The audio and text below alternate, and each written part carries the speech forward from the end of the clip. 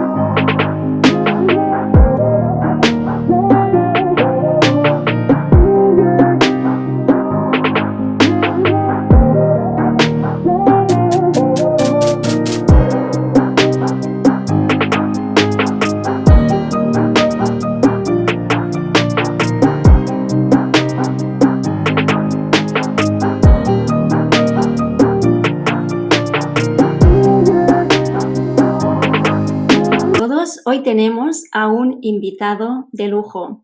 Por primera vez en mi canal, Cuestionando lo Obvio, tenemos al sociólogo Rafa Currao. Sin más dilación, le doy paso. Hola Rafa, ¿qué tal? Bienvenido. Hola Mari, ¿cómo andás? Muchas gracias. ¿Cómo estamos? Bien, súper bien. Muy contento de estar en tu casita, en tu canal. Pues sí, nunca mejor dicho, bienvenido a mi casa, porque esta es mi casa.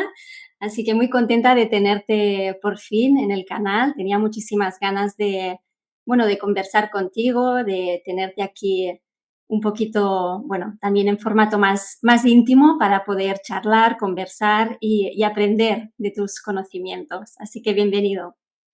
Bueno, un placer y un honor estar en tu canal, en Cuestionando lo Obvio. Hacía tiempo que teníamos ganas de compartir, así que bueno, espero después retribuirte la invitación en Sociología Mitológica y que quede cerrado el ciclo. Bueno, sí, tranquilo. En algún momento seguro que también fluye una conversación en tu canal, por supuesto, será un honor. Bueno, Rafa, si quieres vamos a empezar y en esta primera parte, ¿vale? Porque vamos un poco a primero a hacerte una entrevista, ya que es la primera vez que asistes a mi canal, también para conocerte un poquito más, ¿no? Y voy a empezar haciéndote una pregunta que es muy simple, pero también muy difícil.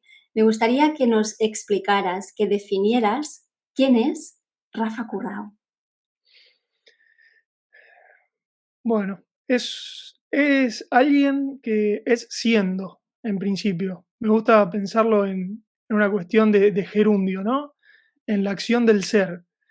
Em, es alguien que comprende que está compuesto por un cuerpo, por una mente, por un alma y por un espíritu. Entendido esto como esa esencia, esa llama increada, em, que está directamente relacionado con la voluntad, ¿no? La voluntad de conocernos, la voluntad de hacer, la voluntad de expresar nuestra cosmovisión. Y me gusta pensar que soy alguien que quiere conocerse a sí mismo y por eso se conoce a partir de conocer el mundo también, en esa doble interacción entre conocer el afuera y conocer el adentro, porque está obviamente integrado eso.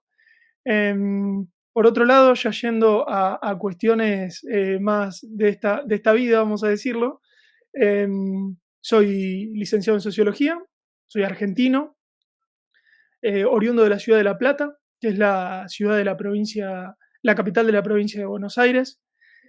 Y soy hijo, soy hermano, soy esposo, soy amigo, soy unas cuantas cosas más. Así que, bueno, podría ser una respuesta de esta duración, podría ser una respuesta de 5 horas, pero creo que en esa pequeña síntesis he intentado justamente contar quién soy y qué hago. Muy bien. Voy a llevarte un poquito ahora a la etapa de adolescencia, ¿vale? Que es una etapa muy importante de la vida. Y me gustaría que nos explicaras por qué en un momento dado de tu vida, siendo adolescente, tomas la decisión de estudiar la carrera de sociología. ¿Qué es lo que te motivó?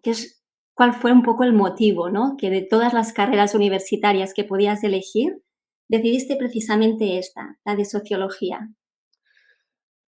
Es claro, está buena la pregunta porque si me la preguntabas en ese momento, probablemente te hubiese respondido una cosa. Y a veces nos pasa, Mari, viste, que con el transcurrir del tiempo hacemos un poquito de, de revisión de nuestra propia historia y vamos comprendiéndonos mejor, incluso a quienes éramos en esos momentos. En una tierna edad de 17 años, obviamente difícil comprenderlo con los ojos que los comprendo hoy, pero quizá con motivos que hoy me he olvidado, con motivaciones que hoy me he olvidado. Em, yo estudié en un colegio muy querido para mí, que es el Colegio Nacional Rafael Hernández, que queda justo acá enfrente de mi casa, que es un colegio de la universidad. Y ahí la verdad que nos dan una formación bastante abarcativa, tenemos un espectro de posibilidades bastante amplia. Es un colegio preuniversitario, entonces incluso tiene hasta las modalidades universitarias, cada uno se maneja sus propios tiempos, tiene faltas por hora, nos tratan como adultos aún sin serlo. Entonces, ahí ya veía claramente un interés hacia lo social, hacia las ciencias hu- humanas, vamos a decirle de esa manera, ¿no? Solamente hace falta ver el boletín de calificaciones míos para darte cuenta qué cosas me interesaban y cuáles otras, bueno, había que aprenderlas, pero realmente a mí me gustaba mucho más lo que tenía que ver con la historia, con la filosofía, con la sociología. Y bueno, en aquel momento me dediqué a estudiar la sociología, yo creo un poco por intuición, sin comprender muy bien de qué se trataba en profundidad. Y después me encontré con una carrera que me apasionó, que la hice con muchísimo amor, con muchísimo gusto, con muchísima dedicación y también con muchísimo éxito en todo sentido, en el más amplio sentido de la palabra. Fluí en esa carrera como un pez en el agua. Y la verdad que agradezco mucho haberla hecho porque me da una visión cenital, pero al mismo tiempo involucrada de los fenómenos sociales y te obliga a tener opinión. La sociología te empuja a tener opinión sobre los temas. Así que yo recomiendo mucho la sociología y de hecho un poco por esa voluntad intento explicar a mi manera, con mis marcos teóricos y acercarle a mucha gente que por ahí no sabe lo que es la sociología, acercarle esta disciplina que yo amo profundamente. Ujú. De hecho, bueno, tú estudias, por un lado, lo que es la carrera de sociología, pero yo te he oído hablar también en alguna entrevista que has explicado en alguna ocasión que tú desde pequeño tenías como también, bueno, como una llamada hacia todo el tema de la mitología, ¿no? Así que te gustaba mucho la mitología, pero tú creías que eran como dos mundos separados, ¿no? Y ha sido recientemente, durante estos últimos años, supongo que ha sido cuando tú has empezado a ver esta profunda conexión que hay, ¿no? ¿Es así? Es así, y tiene relación esta pregunta que me haces con la anterior que me hiciste, del por qué yo estudié sociología. Yo siempre fui un rebelde, pero un rebelde extraño, un rebelde clásico. Claro, para que se comprenda esto que estoy diciendo, em, conviene decir que vivimos en una sociedad, hablo en términos generales, por supuesto, pero hegemónicamente, más bien posmoderna. Eso significa que es una sociedad que comprende que en su cosmovisión no existen los universales, no existen los valores perennes, no existen los principios, no existen los conflictos humanos universales, vamos a decir, sino más bien que es todo cultural, ¿sí? Que es todo producto de la cultura, producto de la época. Y bueno, yo soy alguien que desde chico he intuido que sí existían esas cuestiones universales Y fue por eso que siempre fui un rebelde, pero un rebelde hacia la cosmovisión que me presentaban. Quizá nunca fui alguien que llamara la atención. Uno piensa en rebelde, el rebelde arquetípico, el que quería pintar los pelos o que me aparecía en la casa de mis papás con un tatuaje. Más bien todo lo contrario, siempre fui bastante prolijo en ese sentido, pero mis pensamientos eran bastante revolucionarios. Y eso justamente tiene que ver con esto que me decías, Mari, porque desde chico me gustaba la mitología, mucho, me gustaban los autores clásicos, pero claro, yo no había terminado de hacer la conexión entre un mundo y el otro. Y eran cosas que convivían en mi vida de forma paralela, si se quiere. Porque claro, en la universidad a mí no me formaron como un pensador clásico, como alguien que contemple la posibilidad de que existan, como te decía hasta hace un ratito, valores universales, principios, cuestiones eternas. Más bien todo lo contrario, todo el posmodernismo, todo sujeto a cambio, todo sujeto a la cultura. Y fue, sí, no sé si me hiciste una pregunta, Marieli. No, no, no, Ah, tranquilo. No, no. bien, bien, escuché ahí algún rebote, pensé que me decías algo. Y fue gracias al descubrimiento del inconsciente colectivo, de la mano de Carl Gustav Jung, Joseph Campbell, entre otros, que me di cuenta de que mi intuición no estaba tan errada, pero que tenía mucho camino por recorrer. Porque que a un sociólogo vos le digas que a partir de ahora, además de los fenómenos sociales y culturales, había que contemplar también las cuestiones universales y el inconsciente colectivo, te imaginás que se te abre un campo absolutamente nuevo de investigación y fue así como fundé, se puede decir, esta rama de la sociología que yo di en llamar la sociología mitológica. Y ahí es donde los dos caminos se juntaron y yo creo, Mari, que esos son los momentos lindos de la vida donde desde la creatividad de cada uno puede hacer coincidir dos mundos, dos gustos, dos pasiones que hasta hace muy poco se encontraban un poquito alejadas unas de otras. Ujú. Te voy a llevar ahora el tema hacia el aspecto del cuestionamiento cosmológico, porque, bueno, de otros compañeros que tenemos en común sí que me sé sus historias, pero en cambio de ti desconozco profundamente en qué momento de tu vida te encuentras con el tema del gran engaño, ¿no? Sobre la forma de la Tierra. ¿Cómo descubriste que el lugar en el que vivimos no es una esfera? ¿Cuándo y cómo?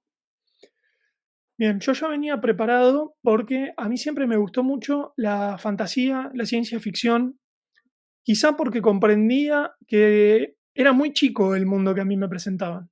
Y fíjate qué paradójico que un terraplanista dice que es muy chico el mundo que le presentan, cuando del otro lado te pueden decir, pero ¿cómo? Si nosotros te estamos presentando un universo infinito, en expansión, ¿cuánto más grande querés? Pero no es una grandeza en términos cuantitativos, sino era una grandeza en términos cualitativos la que a mí me hacía falta. La grandeza del ser humano me hacía falta, la trascendencia del ser humano. Entonces, claro, yo me escapaba, entre comillas, digo, me escapaba en mitos, sean desde la ficción, como te digo, desde el cine, apasionado de Star Wars, que lo sigo siendo, del Señor de los Anillos, Mundos Fantásticos, Isaac Asimov, la trilogía de la Fundación, digo título Dune, digo como para que más o menos sepan Juego de Tronos, por dónde van mis gustos. Y fue el 18 de agosto del 2018, lo tengo anotado porque es muy cómica la anécdota, cuando definitivamente doy con este tema de manera seria, que es gracias a un amigo en común, el señor Irulanducci. Te dije que yo soy de la ciudad de La Plata, es una ciudad que vos has tenido el gusto, creo, de conocer, y bueno, me toca de vecino a este muchacho, este amigo. Y entonces, en La Plata es un pueblo grande, como decimos acá. Si bien es una ciudad, tiene mucha cuestión de pueblo y nos conocemos todos. Y yo había compartido con él algunos partidos de fútbol, tenía amigos en común, siempre me había caído muy bien, me había parecido muy extravagante, muy carismático, pero jamás me imaginé que iba a desencadenar en la amistad que tengo hoy, en la cercanía que tengo hoy con él, ¿no? Y fue gracias a, como te digo, un amigo que tenemos en común, con Iru, que incluso estaba trabajando en el estudio de animación que Iru tenía por aquel momento con su socio, que me dice, che, Rafa, ¿vos te acordás de Iru? Y le digo, sí, por supuesto que me acuerdo. Pues además lo tenía muy presente porque habíamos tenido un buen feeling desde el primer momento, ¿viste? Esas cosas que se dan, buena onda. Me dice, che, vos sabés que está haciendo bastante ruido acá con el tema de la tierra plana. Y yo en ese momento dije, bueno, sí sabía que era un tipo polémico y extravagante, pero jamás me imaginé que había enloquecido totalmente. Digo, ¿qué le pasó? ¿Viste? Pobre chico, pero está bien, necesita algo. Bueno, lo de siempre. Y otro amigo, que eso fue lo más llamativo, un tercero que estaba en esa conversación, me dice, vos sos un candidatazo a que cuando veas esto te va a gustar. Así que haceme caso, míralo, porque puede ser que te lleves una sorpresa. Fue así que al otro día me siento tranquilo y me pongo una entrevista. En aquel momento, en el 2018, era un momento donde Iru daba muchas entrevistas y hacía muchos programas muy largos. Así que yo soy de esa banda, de la banda que veía los directos de 4 o 5 horas. Y lo tengo, no, tengo la captura de pantalla. A los, no te quiero mentir, 10 15 minutos de empezar a ver el directo, le mando un mensaje al grupo de amigos y le digo, muchachos, ni Iru está tan loco, ni esto es un disparate, más bien todo lo contrario. Y bueno, entré en esa etapa, en esa fase en la cual yo denomino terraplanista neófito, casi como un vampiro. Viste que en la tradición de los vampiros se dice que, en la fantasía del vampiro se dice que uno no puede contenerse, tiene, bueno, en esa etapa de que uno quiere, absorbe y casi que te vas a dormir pensando y al otro día te levantás y demás. Y no habrán pasado más de 3 días que le pedí el teléfono de Iru a mi amigo, me comuniqué con él y lo llamé. Le dije, mirá, ¿te puedo llamar? Sí, viste cómo es él. Y lo llamé y le dije, hola Iru, ¿cómo andás? Mirá, bueno, nos dejamos de ver, pero yo me dediqué a esto, soy sociólogo, qué sé yo. Y nada, tengo algunas preguntas para hacerte, pero en principio quiero que sepas que me parece muy, muy sensato lo que haces, me gusta tu trabajo y me gustaría estar en contacto con vos. 3 días después estaba en un directo Nur para Todos y a partir de ese día no terminó mi camino en este movimiento, no frenó en ningún momento. Qué bueno. ¿Y qué te impactó más? ¿Descubrir que la Tierra es plana o que no se mueve, que es estacionaria? Que no se mueve. Vos sabés qué es eso. Y ayer mismo estaba hablando con una persona que se me acercó en una reunión política a preguntarme y me dice, pero ¿por qué eligieron el nombre de terraplanismo? O de tierra plana. Y yo le digo, bueno, es una muy buena pregunta porque a mí me impactó más el tema de la quietud. Me hizo mucho más sentido, me hizo establecer, en ese sentido sentí como que mis raíces tocaban el suelo y como que volvía a enraizarme. Fue una sensación muy linda, no fue una sensación traumática como lo han descrito, por ejemplo, Mm. amigos en común como Guillermo Wood, que él dijo que para él fue un duelo, por ejemplo, para mí no, para mí fue una sensación de recuerdo más que otra cosa. Eso me impactó más, pero al mismo tiempo lo absorbí automáticamente. Dije, claro, lo recordé. La sensación mía fue de recuerdo, no fue de otra cosa. Mm. No sé cómo habrá sido para vos, pero para mí fue así.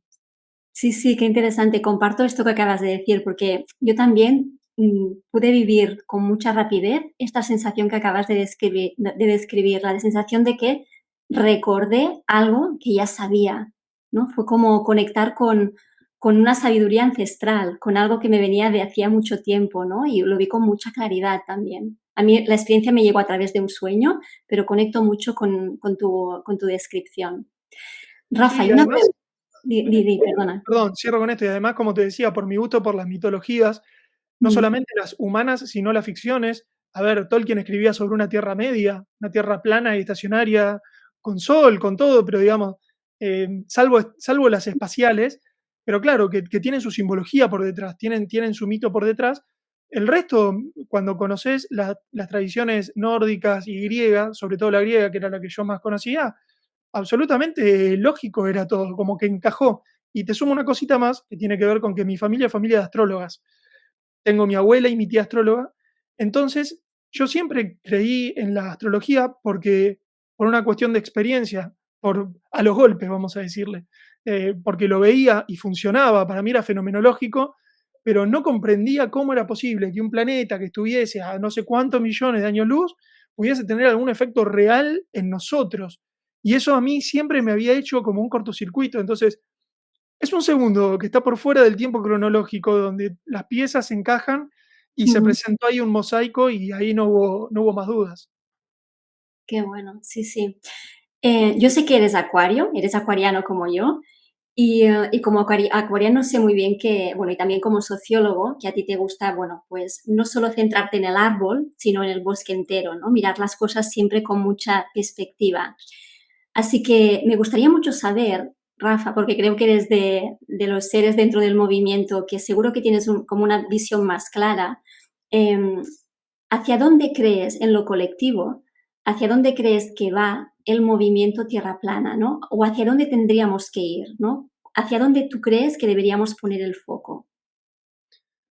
Bueno, en principio, en términos sociológicos, vamos a decirlo, es un movimiento que no es orgánico. Eso es algo importante de aclarar.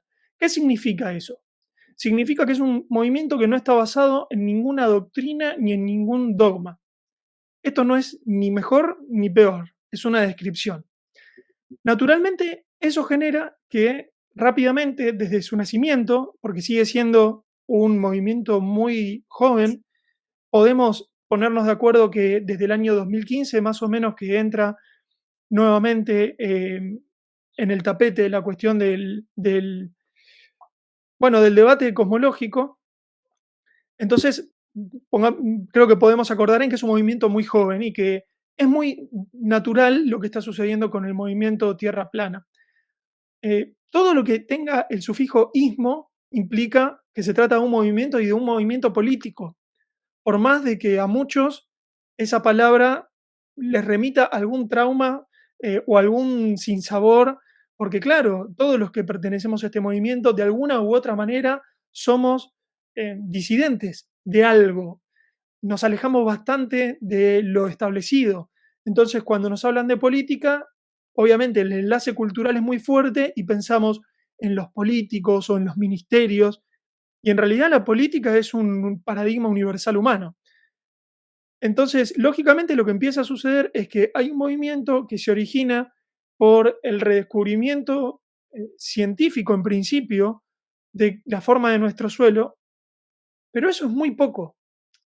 Es decir, estar de acuerdo en la forma del suelo es relativamente muy poco para la construcción de un movimiento entendido desde el punto de vista de un movimiento político de personas.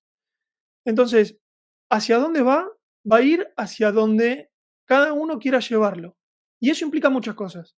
Eso implica liderazgo, es decir, yo puedo tener mi interpretación del terraplanismo o de la tierra plana, pero eso no lo hace un movimiento. Para que sea un movimiento tiene que haber dos o más. Si no, estamos hablando de una interpretación de algo. Entonces, como mínimo, tiene que existir un colectivo, vamos a decirle en un primer momento. Más de uno. Y luego, obviamente, va a depender de varias cosas más. Por ejemplo, de la claridad conceptual que se pueda tener, de las herramientas explicativas que se puedan tener, de la voluntad que se tenga o no se tenga para fijar determinados objetivos, y sobre todo de la honestidad, creo yo, de decir, bueno, mi interpretación del terraplanismo es esta, y lo explico a partir de mi interpretación del cosmos, porque el cosmos es mucho más que la forma del suelo. Es cómo contemplo yo los valores humanos, si contemplo que existe la justicia con mayúscula o no existe, si existe el amor o no. Entonces, podemos estar de acuerdo, por ejemplo, con muchos, en Estados Unidos, por ejemplo, hay muchos terraplanistas que son más bien cientificistas, en el sentido de que debaten 24/7 con observaciones a larga distancia, y a mí eso me parece fantástico, me parece incluso admirable, porque tienen un presupuesto que nosotros no tenemos, al menos acá en Argentina, porque tienen un nivel de conocimiento técnico y de acceso a la tecnología que acá no tenemos, quizás, pero bueno, nosotros vamos por otro lado. Y creo yo que lo loable y lo bueno es que cada uno pueda juntarse con los afines, y la única manera de eso es ser honesto con uno mismo. No hay demasiado secreto en eso. Entonces, al no ser orgánico, no te puedo decir hacia dónde va el movimiento, porque depende de todos los que conformemos ese movimiento. Esa Ujú. sería en principio mi reflexión. Vale. Y a nivel individual, ¿cómo te ha cambiado a ti, Rafa, saber que la Tierra no es un globo, ¿no? Y que no estamos moviéndonos alrededor del Sol. Es como, ¿cómo te ha cambiado a ti desde que, bueno, se te cayó esta ficha y empezaste este viaje? Bueno, me demandó mucho esfuerzo, porque, mm, hay un consejo que me dio mi papá cuando era chico y no me lo olvido más, que es: "Vos podés mentirle a cualquiera menos a vos mismo. No pierdas nunca el tiempo mintiéndote a vos mismo". Y si hay algo que valoro como el oro, Ujú, es, apoyar la cabeza en la almohada y no tener reproches conmigo mismo. Más allá ujú, de que uno se puede, equivocar, que se puede desviar, pero no tener reproches, conmigo mismo siempre fue el objetivo de mi vida, o mi código de honor es primero conmigo, que es ese, y por supuesto después con los demás, porque si yo no soy honesto conmigo mismo, ¿por qué no lo sería con el resto? Porque además de ser Acuario, soy ascendente en Capricornio, así que quédense tranquilos que el mejor juez lo tengo acá adentro. No hay nadie que supere a Saturno, al Saturno propio. Así que en ese sentido, empezó a caer como dominó unas cuantas cuestiones, y te digo que ahí me sirvió mi formación en epistemología y en metodología científica, porque me obligué a sacar conclusiones lógicas que se me imponían, me gustaran o no me gustaran. Es decir, si la Tierra es plana y estacionaria y es el centro de lo creado, entonces hay un creador. Y si hay un creador, significa que hay un diseño. Y si hay un diseño, significa que entonces quizá nosotros no seamos un animal más, sino que tengamos una responsabilidad en este mundo. Y si eso es así, implica que me tengo que replantear no solamente mis convicciones, sino también mis creencias. Entonces empecé por un camino profundamente espiritual. Y en mi caso, Mari, lo espiritual está ligado 100% con lo intelectual. Y yo, conozco mucha gente, que se conecta con lo espiritual a través de lo sensorial, a través del cuerpo, a través de la meditación, a través de qué sé yo, de las artes marciales. Bueno, en mi caso, la espiritualidad me llega a través de lo intelectual. Yo necesito comprender, primero entender, luego comprender, las cuestiones, y tengo algunos lo pueden ver como un defecto, algunos lo pueden ver como una virtud, no importa, es una característica. Entonces me demandó mucho trabajo porque iba abriendo solo, caminos que yo sabía que tarde o temprano iba a tener que recorrer. Yo me decía a mí mismo: mira, Rafa, si vos asumiste esto, te vas a tener que hacer cargo de esto, te guste o no te guste. ¿Por qué?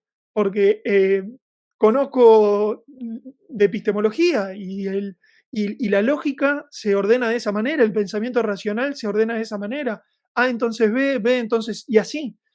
Entonces, bueno, ahí se generó una época muy linda para mí, que fue redescubrir y también desempolvar, viejos conocimientos. Y yo digo que ese es el momento, Mari, donde reacomodamos la biblioteca, ¿no? Esto que yo creía que iba en ciencia ficción, por ahí tiene que ir en otra góndola, y esto que era ciencia, por ahí tiene que ir en fantasía, y esto que era fantasía está bastante más cerca de la realidad de lo que yo creía. Entonces, más que un ponerse a estudiar nuevamente, que también lo tuve que hacer, también hay un tiempo en el cual empezamos a reordenar todo el conocimiento que habíamos adquirido hasta ese momento, que no deja de ser válido. Yo no reniego de mis estudios, no es que miro para atrás y digo, bueno, todo esto no sirvió para nada. Al contrario, más bien el trabajo es poner todo eso en función de esta nueva concepción del cosmos.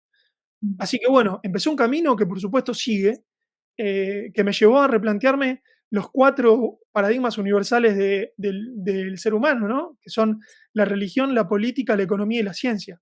Cada uno a su manera, cada uno con su respuesta, pero es que a nosotros no nos queda otra, tenemos que replantearnos todo. ujú, así es.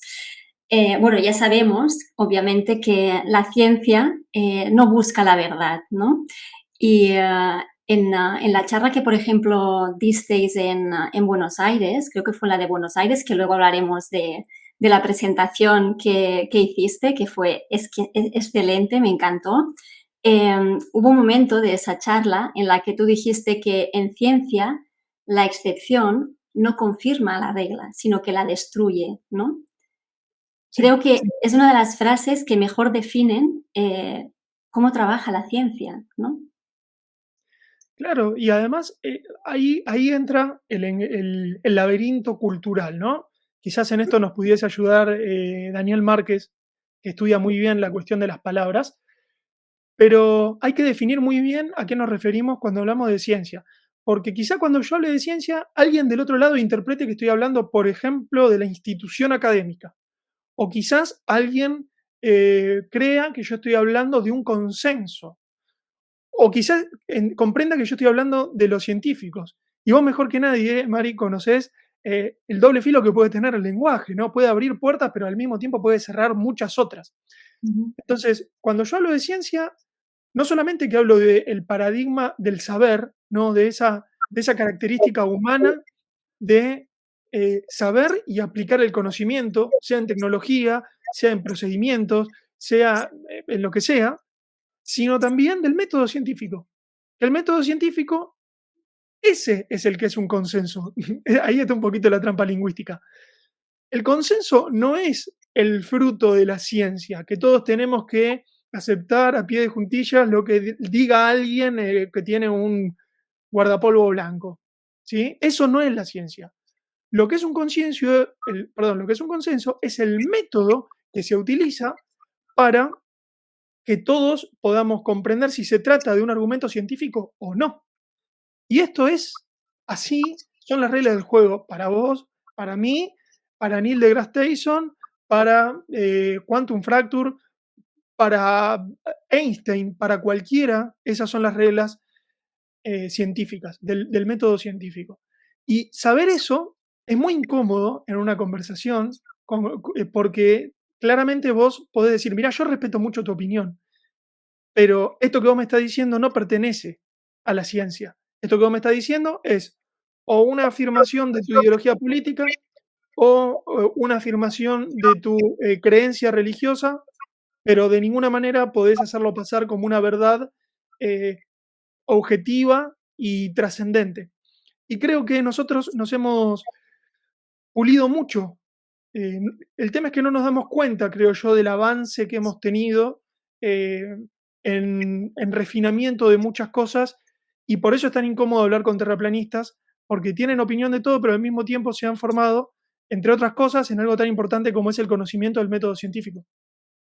Ujú. ¿Cuál es para ti, Rafa, el argumento, si es que hay un argumento, el más irrefutable de todos los que has estudiado, investigado, reflexionado, para poder afirmar que la Tierra no es un globo? Bueno, en principio voy a dar justamente valga la redundancia, un principio en ciencia que para mí es importante, que es el principio de la navaja de Ockham, que básicamente lo que dice es que en ciencia, primero hay que tomar la explicación más simple. A ver, voy a poner un ejemplo muy ridículo. Si yo digo que recién cuando me hice el té, la el fenómeno es que se calentó el agua e hirvió, ¿sí? Y yo como científico quiero saber cuál fue la causa de eso.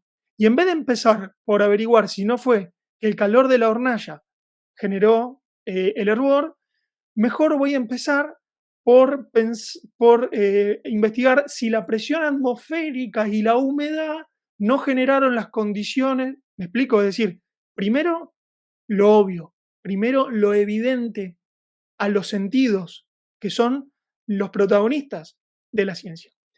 Dicho esto, para mí, la principal prueba o evidencia de que la Tierra no es una esfera, sino que es plana, usando, como te decía, el criterio de la navaja de Ockham, es plana porque así se ve, es las observaciones a larga distancia.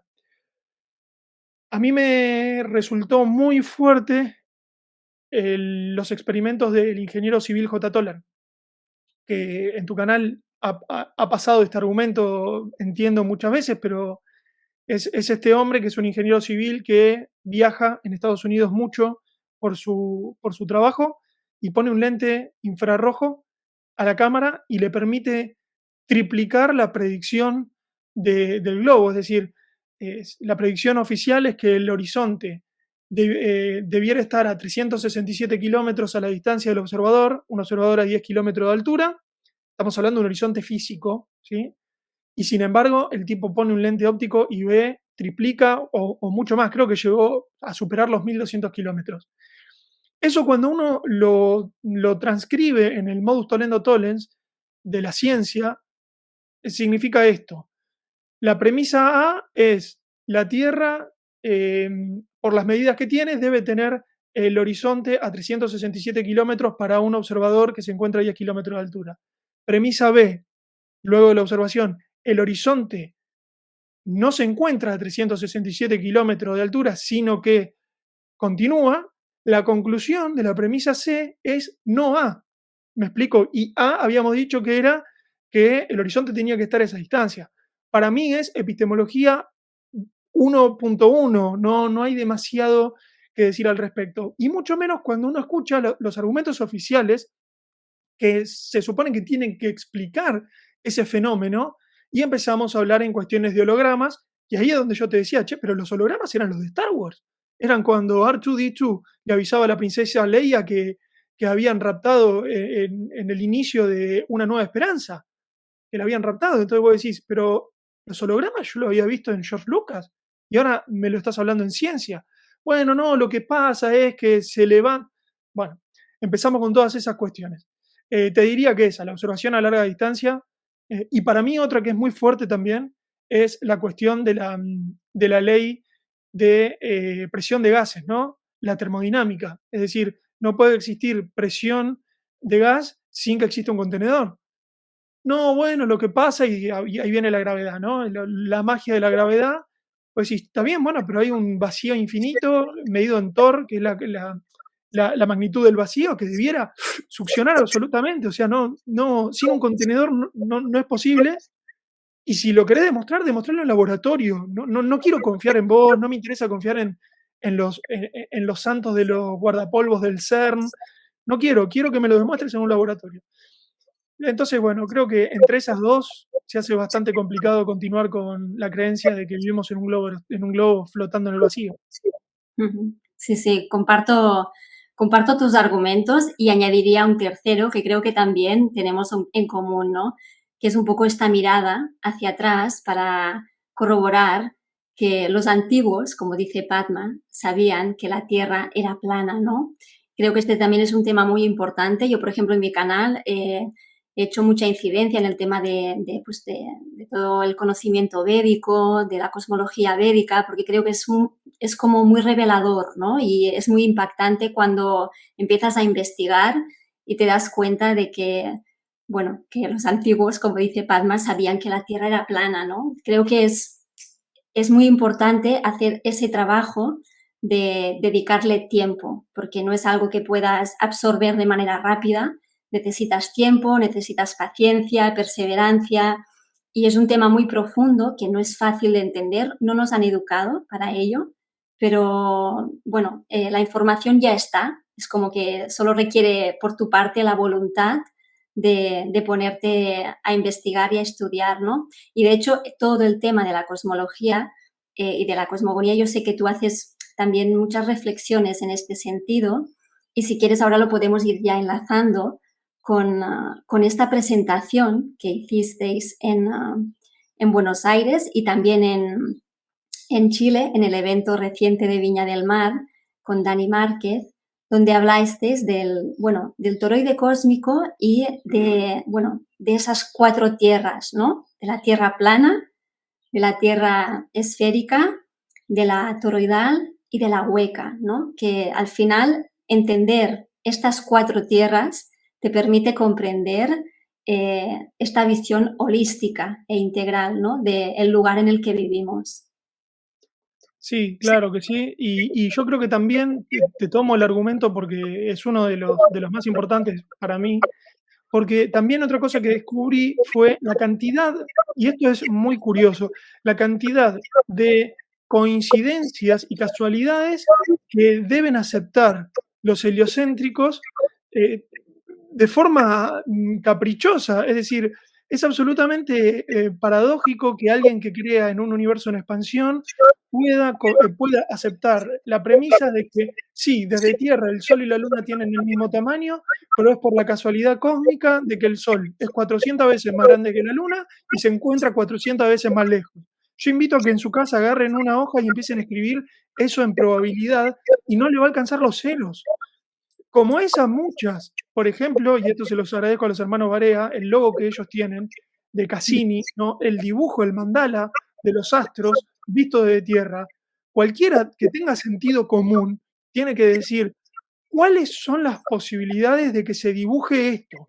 Porque ¿sabes qué, Mari? Debería ser así. No debería ser ningún mandala de ningún tipo. Debería ser un dibujo frenético, escandaloso, cambiante, por otra parte. Porque el más mínimo volar, viste, está esta cuestión del vuelo de la mariposa que genera un tifón en Japón. Les encanta decirlo para la Tierra, pero si yo les digo que un asteroide pasa cerca de un planeta, por mínimo que sea, tendría que ser algún cambio, y en los años ese cambio mínimo tendría que empujar a su vez otros y generar un tsunami cósmico, y sin embargo eso no sucede. Así que claro, cuando uno conecta con estas verdades, empieza a hermanarse con todas esas tradiciones antiguas que no perdían el tiempo mirando el cielo, sino que justamente lo hacían porque sabían que ese era un reflejo de lo que nosotros llevamos dentro. Es decir, que en ese microcosmos estaba espejado y quizá invertido lo que nosotros sentimos como individuos y como pueblos, como comunidades. Entonces ese argumento yo creo que en realidad es el más fuerte, o por lo menos para mí fue el más fuerte, así que te agradezco que lo hayas recordado. Mm. Bueno, pues si te parece, demos paso ahora a la segunda parte de esta sesión de hoy contigo, en la que, bueno, ahora Rafa nos va a hacer unas pinceladas de lo que fue esa presentación. Yo creo que todavía no se ha subido, pero me imagino que en breve se va a subir, ¿no? Lo que fue la charla de Buenos Aires. Sí, lo va a subir en breve, seguramente Iru. Estaban terminando ahí de ecualizar el audio, pero ya estaba todo listo. Vale, perfecto. Bueno, pues mientras tanto, yo tenía muchas ganas de que, bueno, de alguna manera replicaras lo que fue tu presentación, porque me pareció, bueno, excelente. Así que, mira, si quieres, compartimos tu PowerPoint, el que expusiste ahí en el evento de la charla de Buenos Aires, para que, bueno, nos expliques qué es esto del toroide cósmico y que nos hables de lo micro, de lo macro y de estas cuatro tierras, ¿no? De la plana, de la hueca, de la esférica y de la toroidal. Bueno, es importante aclarar que esta charla mía está en el marco de otras charlas que dieron otros compañeros, Iru Landucci, Jordi Barea, Lucas, que estuvo también junto a Jordi, y Daniel Márquez. Entonces, esto es un cuarto, ¿sí?, de esa presentación, y justamente está en el contexto de la charla que nosotros dimos en llamar la teoría del todo, que después hicimos el juego de palabras con la teoría del toro, del toroide, porque se juega mucho con esta idea de la teoría del todo, ¿no? De Stephen Hawking y esta cuestión. Y nosotros nos hemos dado cuenta, desde nuestros estudios, que no dan puntadas sin hilo. Es decir, cuando ellos hablan en términos científicos, en realidad están diciendo verdades que corresponden a un mundo esotérico, ¿no? Y en una frase del querido Gastón Urclé, doctor Mate, él dice, lo que han hecho es exoterizar lo esotérico. Es decir, ¿existen los agujeros negros? Sí, si uno lo comprende en términos metafóricos y esotéricos, existen, claro. Ahora, ¿qué te dicen ellos? No, no, los agujeros negros están y están acá y lo quieren materializar. De lo que no se pueden escapar es de la verdad, que existen los agujeros negros, ¿sí? Entonces, en ese sentido, y usando ese juego de palabras, nosotros nos propusimos hacer una presentación que a nuestro criterio tiene mucho potencial para que otros también continúen, porque creemos haber dado con la mínima expresión de la vida, que es el toroide. Y digo la mínima porque es fractal, porque evidentemente todo está hecho de ese toroide. Entonces, a los efectos, como ellos hablan del átomo, ¿viste? Que te dicen, el átomo es la mínima expresión de vida y juntando muchos átomos podés llegar a armar cualquier construcción megalítica. Son átomos acumulados. Bueno, nosotros le dimos un poquito la vuelta y llegamos a esta conclusión, ¿no? A hablar un poquito del toroide. Y a mí me tocaba quizá lo más grande de todo, que es la cuestión cosmológica y cosmovisual. Así que de ahí tiene el nombre, el toroide cósmico de esta presentación. Para eso, bueno, hay algunos términos que quizá para los que estén en este mundo sean conceptos muy usuales y muy recurrentes, pero que es importante destacarlos y volver a decirlos, ¿no? La palabra cosmos significa universo o mundo, es todo lo existente, sea real o simbólico, porque lógicamente a veces el lenguaje, imposible estar en un lugar más acorde para hablar de estos temas, puede confundir un poco, ¿no? Cuando nosotros hablamos de lo real, está bien, es algo materialmente existente, pero lo simbólico es algo simbólicamente existente. O alguien puede decir que en su vida no está presente la amistad. ¿Y dónde está? A ver, señalámela en un mapa, ponele una coordenada. Latitud y longitud. No, no está. Sin embargo, guía nuestra vida. Entonces, el cosmos es justamente eso, es todo, sea real o existente. Y de este concepto se derivan otros tres muy importantes, que uno es la cosmología. Básicamente se compone de la palabra cosmos más logía, que es el estudio, que, digamos, es casi redundante definirlo, pero es el estudio del cosmos, ¿sí? Desde el punto de vista más experimental, más empírico. También se desprende la palabra cosmogonía, que gonía significa origen, entonces es aquello que la teoría que explica el origen y la organización del cosmos, que obviamente está bueno aclarar que pueden ser teorías que las quieran hacer pasar por científicas, como por ejemplo la teoría del Big Bang, o bien explicaciones bíblicas o mitológicas, como puede ser el Génesis, como puede ser la separación del cielo y la tierra, o la creación del mundo nórdica, ¿sí? Todo eso forma parte de la cosmogonía. Y por último, la cosmovisión básicamente es justamente esa, es la manera en la cual concebimos nuestro cosmos, real y simbólico. De hecho, hoy en día, en Argentina, discutimos si existe o no existe la justicia social, por ejemplo. Estamos discutiendo nuestra cosmovisión. ¿Qué hacemos como comunidad? ¿Aceptamos que otros puedan necesitar nuestra ayuda? ¿Están por las suyas? ¿Es culpa de ellos? ¿Es culpa de no haber nacido con recursos o haber nacido poco inteligentes o sin dinero? Bueno, esto no se queda en una charla abstracta y filosófica, sino que es muy real y muy concreto, porque se imaginarán que esto redunda en políticas públicas concretas y además, y mucho más importante que eso, en cosmovisiones. Entonces, si yo crío a mi hijo bajo una concepción de que es importante el honor y la verdad, será una cosa. Ahora, si yo le digo que le tiene que pisar la cabeza al compañerito de banco para ganarle, él, en el mejor de los casos, lo que tiene que hacer es sacarse todo ese veneno de la cabeza, pero será doble trabajo. Así que en eso estamos. Bueno, lo que yo hago, la sociología, justamente, hay tantas definiciones, Mari, de sociología como sociólogos, y esta no es mi favorita, pero sí es una bastante concisa para introducirse en la disciplina, que es la definición que dice que es la ciencia que se encarga de analizar lo que ocurre o ha ocurrido en una sociedad. Claro, lo que ocurre, podemos ponernos de acuerdo que, bueno, no es tan complejo porque estamos acá, estamos presentes, yo puedo ir, charlar, che, ¿cómo es la vida en la isla? Entonces vos me contarás. Es muy probable que no llegue a degustar y a comprender al 100% tu cosmovisión, pero puedo llegar a comprender al menos algunos mecanismos sociales.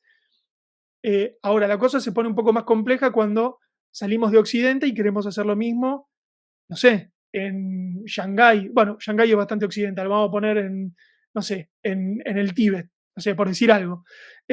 Entonces se me va a complicar un poquito más la comprensión de esa cosmovisión.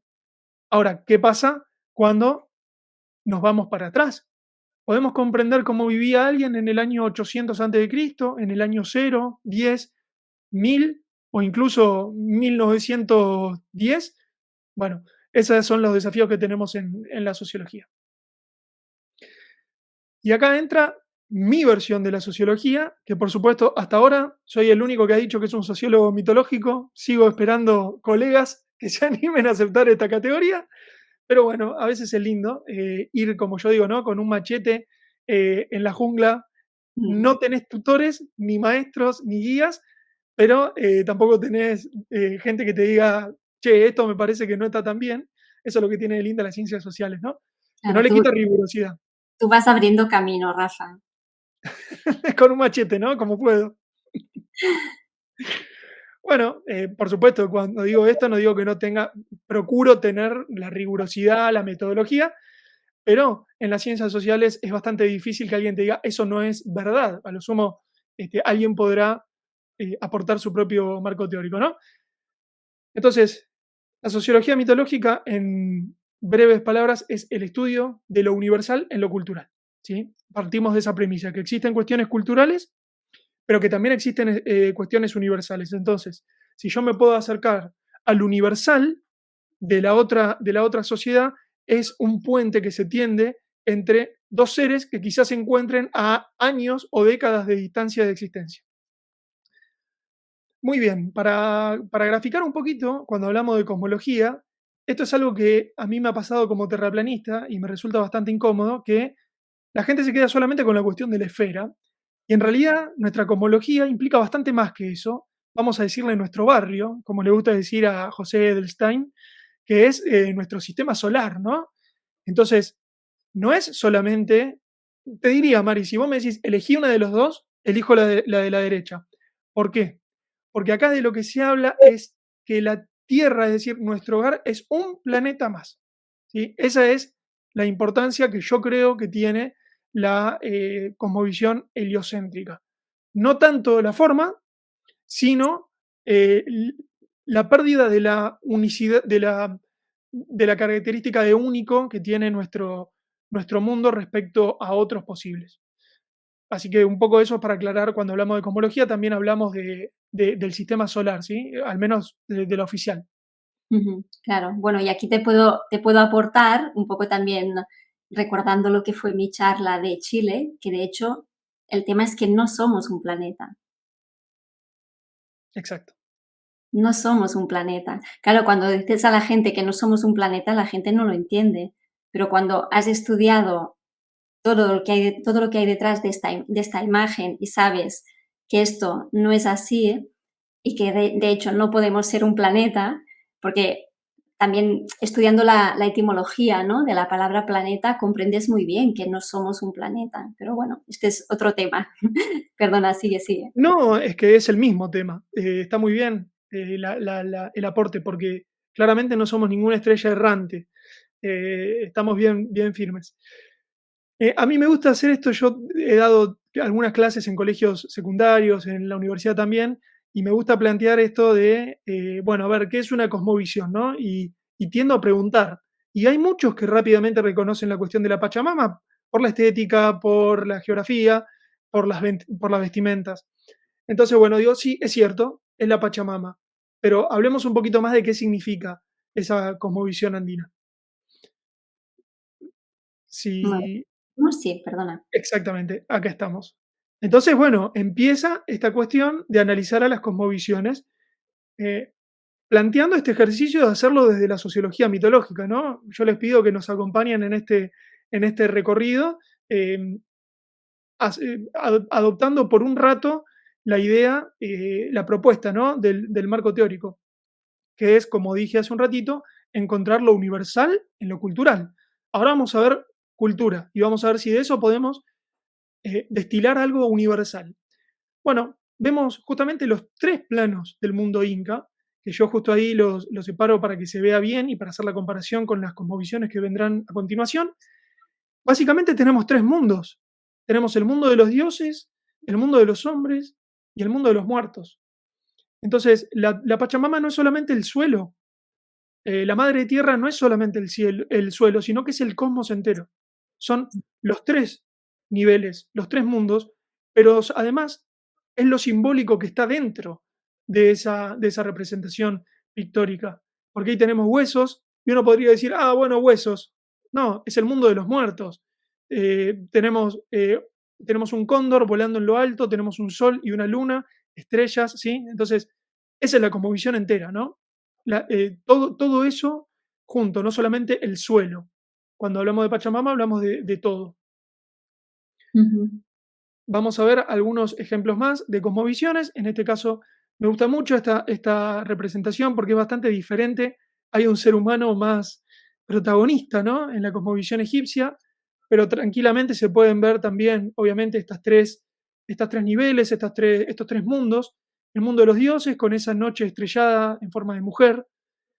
Después tenemos la Tierra Media o el mundo medio, donde están justamente donde se da la vida, y tenemos una persona acostada que es más oscura y representa el mundo subterráneo, lo que no vemos o de lo que no somos conscientes. También me gusta ponerlo en esos términos, ¿no? Por supuesto que semióticamente podría hacerse un análisis mucho más profundo, sobre todo de aquellos que tienen conocimientos arqueológicos, aunque nos podemos llevar alguna sorpresa porque las premisas que prefiguran a los profesionales pueden hacer que incluso nosotros estemos viendo mucho más allá del análisis de un símbolo o un signo, ¿no?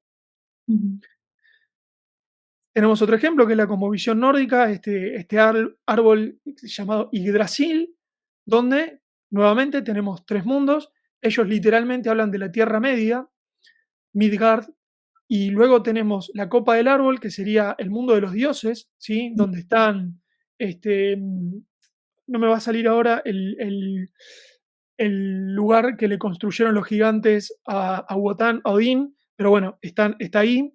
Bueno, ya me va a salir. Asgard, no, bueno, ya me va a salir. Y tenemos el mundo de el inframundo, ¿no? Eso que está por debajo, donde están las raíces, donde está la serpiente que recorre el mundo. Y bueno, y claramente acá podemos ver nuevamente estas tres divisiones. Y en este caso a mí me gusta mucho porque hay ahí un arco iris que en sí mismo ya da como para hacer un programa aparte, pero siempre me gusta llamar la atención de ese arco iris porque es el que une el mundo de los dioses con el mundo de los hombres, ¿no? Luego tenemos la cosmovisión hebrea. A mí me gusta aclarar que elegí estas por una cuestión primero de tiempo y después de gusto, pero invito a los que nos están viendo a que sigan buscando otras cosmovisiones y verifiquen si este patrón que yo les estoy presentando se cumple o no. Tenemos la cosmovisión hebrea, donde tenemos por encima las aguas de encima, ¿no? Las aguas del firmamento, bastante peculiar la manera de hablar del firmamento en términos de aguas. Obviamente Dios se encuentra por encima, tenemos la tierra, fíjense que en todos los casos hablamos de una tierra plana y quieta, estacionaria, y luego tenemos el gran abismo. Empecemos a registrar, ¿no? Estas palabras, abismo, lo oscuro, lo inconsciente, lo que no vemos, donde están, entre comillas, los muertos, ¿sí? Empecemos a registrarlo porque tiene que ver con estos universales.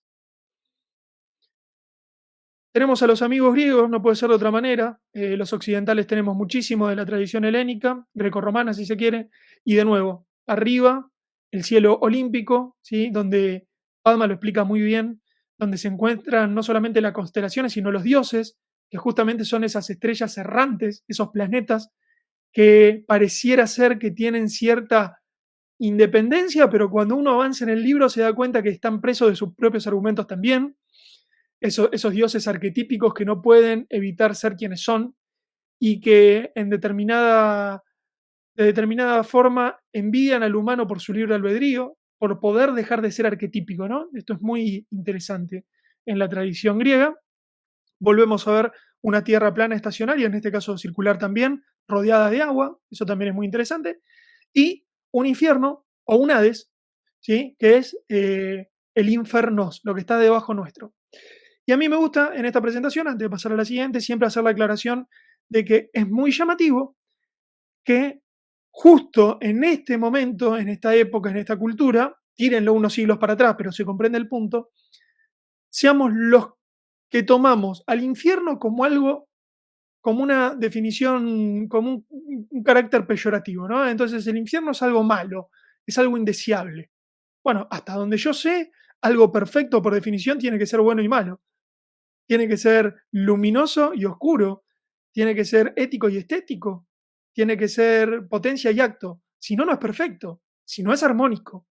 Entonces, los griegos tenían muy en claro esto, y cuando hablaban de lo armónico, hablaban de Apolo, justamente el sol. Pero también existían otros dioses, existía un Hades, un Plutón, existía un Dionisio, ¿sí? Existían otros dioses que no eran menos dioses que Apolo, tenían el mismo rango. Entonces, a veces, y es importante que comprendamos que nuestro lenguaje obviamente está contaminado por la cultura, y si bien para nosotros hablar de infierno es hablar de algo moralmente malo, ¿sí? De algo, de un lugar pésimo y oscuro, incluso de un accidente teológico, porque eso no debió haber existido, tenemos que saber que para los antiguos y para las otras tradiciones se amigaban con la idea de la existencia de lo infernal, ¿sí? Digo porque mucho más en tu canal son palabras que yo sé que tienen una carga cultural muy fuerte, como lo es la política y como lo es el infierno, y es muy difícil poder hablarle a alguien en términos de infierno y que no piense en gente quemándose y demonios pinchándolos con un tridente, ¿no? Sí, sí. Bueno, por último, creo, tenemos la cosmovisión maya. Me gusta esta porque se ve ahí claramente Selene, bueno, para ellos no es Selene, ¿no? Pero la luna y el sol del mismo tamaño en el mundo de los dioses, en el mundo superior. Tenemos un Meru central ahí, aunque no está geográficamente en el lugar donde estaría Meru, pero que se entiende el punto, ¿no? Hay una concepción de una, bueno, de un centro importante. Vamos a dejarlo ahí para no meternos en un berenjenal. Y tenemos por debajo, está medio chiquita la imagen, pero creo que se llega a ver, figuras que responden a lo infernal, ¿sí? A lo que está por debajo nuestro. Bueno, en estas 6 cosmovisiones prometí que íbamos a intentar buscar lo universal en lo cultural. Y yo encuentro 2 cuestiones muy importantes. La primera la fuimos diciendo, que es la que rápidamente salta a los ojos, ¿no? Esta dimensión de la dimensión superior, de la superior media, perdón, de la dimensión media y de la dimensión inferior. Pero lo que quizás no esté tan a simple vista, porque tal y como decía un pensador argentino de nombre de Pillon Rivière, decía, los mitos son verdades encriptadas. Eso significa que tenemos tarea para hacer, no está todo masticado en la era líquida del TikTok, donde si no me gusta, en 30 segundos saco otra cosa de forma histérica y voy a tener un nuevo estímulo que si no me llena, miren, tienen 5 segundos para convencerme de que siga viendo los otros 25, es una cosa así, es casi como una amenaza. Si en 5 segundos no llamaste mi atención, te saco. Bueno, el mito nos exige un poquito más. Así que eso es una aclaración para todos aquellos que se quieran embarcar en los mares de los mitos. Sepan que el mito te pide un esfuercito extra, ¿no? No está a simple vista. Hay que escarbar un poquito para encontrar la verdad encriptada. Bueno, vemos que en el mundo superior tenemos un principio positivo. Cuando hablo de positivo no me estoy refiriendo a algo deseable, ¿sí? Sino más bien en términos eléctricos. El polo positivo de la vida también es lo masculino, porque es lo solar, ¿sí? Es lo fálico, es lo que se ve, lo que emerge, el obelisco, ¿sí? También es lo lumínico, lógicamente, es lo consciente, porque si está iluminado lo puedo ver, está frente a mis ojos, lo comprendo, lo veo, lo palpo. Es lo ético, nuevamente, no en términos de la ética y la moral como valores humanos, sino en términos éticos de ideas, ¿sí? Es el mundo ético, el mundo de las ideas, donde lo mental generalmente se simboliza hacia arriba, ¿no? Es esa cuestión aérea, por algo los signos de aire en el zodíaco se representan de esa manera, ¿no? Lo mental, ¿sí? Eso es lo ético, y también es la electricidad, ¿no? Ahí está en mayúscula el artículo que se forma es el, que es el artículo masculino en el español, porque claramente tiene que ver con ese principio, ¿no? Vamos a hablar ahora en un cachito de la cuestión electromagnética, pero con mis grandes limitaciones, pero que se comprenda que es donde estaría alojada esta cuestión eléctrica de Thor, ¿no? Del rayo y del trueno. Y por debajo, ¿sí? En el mundo inferior, tenemos el principio negativo. No me quiero reiterar, creo que quedó claro que no me estoy refiriendo a algo malo, sino al polo negativo. es también lo femenino, porque es el receptáculo, es el útero, es lo que contiene, lo que es fecundado. Pero claro, ser fecundado no es solamente una actitud pasiva de, soy fecundado, ahí se genera la vida. Entonces, es el receptáculo, es el cuidado, es el hogar, es el calor del hogar. Cáncer, ¿sí? Para los que les gusta la astrología, es esa sensación del olor a hogar cuando llegas a la casa de la abuela. Es eso. Es lo oscuro, de nuevo, no en términos oscuro como algo peyorativo, como algo que nos asuste, porque eso justamente es gracias a todos los grandes arquitectos que han diseñado muy bien la cultura para que pensemos en lo oscuro y nos dé miedo. Es el inconsciente, porque es aquello que no vemos. Y justamente es donde tendríamos que prestar atención, porque la luz sobre la luz es redundancia, no sirve. Luz sobre luz no hace nada. Luz sobre sombra, quizás sí.